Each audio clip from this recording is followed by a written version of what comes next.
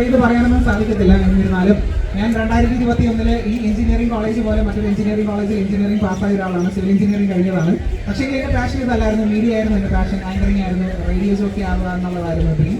And അതിലോട്ട് എത്തിപ്പെട്ടു. ഒരുപാട് ആൾക്കാർ പറയുന്നത് പോലെ നെഗറ്റീവ് അടിച്ചു. വീട്ടിൽ പോലും സപ്പോർട്ടില്ലായിരുന്നു. പക്ഷെ എവിടെയൊക്കെയോ എങ്ങനെയൊക്കെയോ ഉള്ളിൽ ഉണ്ടായിരുന്ന ഒരു തീ ഏതോ ഒരു വീഡിയോയിൽ കയറി വൈറലാവുകയും എൻ്റെ സൗണ്ട് നോട്ട് ചെയ്യും. അങ്ങനെയാണ് RJ ആയിട്ട് മാറിയത്. ഞാൻ എല്ലാ സ്ഥലത്തും പറയുന്ന ഒരു കാര്യമാണ്, ഞാൻ ഭാഗ്യം കൊണ്ട് RJ ആയി മാറിയ ഒരു വ്യക്തിയാണ്. ഇതിന് കഴിവ് കൊണ്ട് RJ ആയി മാറിയ ഒരു വ്യക്തിയില്ല.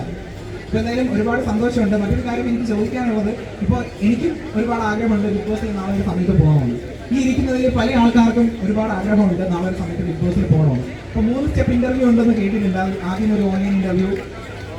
ഞാൻ അതിനെക്കുറിച്ച് പറയണം. Hello hello